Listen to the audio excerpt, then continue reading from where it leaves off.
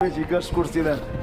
মালাকুল পালাকুল মউত মউতরে যে অপারেশনে কখনো দিলে ব্যথা লাগছে অপারেশন বুঝেন তো যে তুমি যে নিয়ে নিয়ে যাও কখনো দিলে ধাক্কা লাগছে কয় দুইবার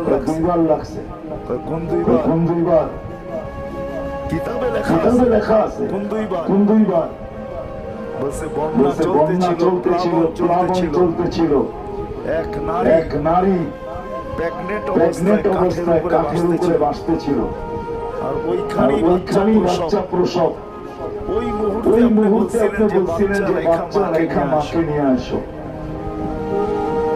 তখন বড় ধাক্কা লাগছে চতুর্দিকে তো পানি আর পানি কাঠের উপরে ভাসমান মাকে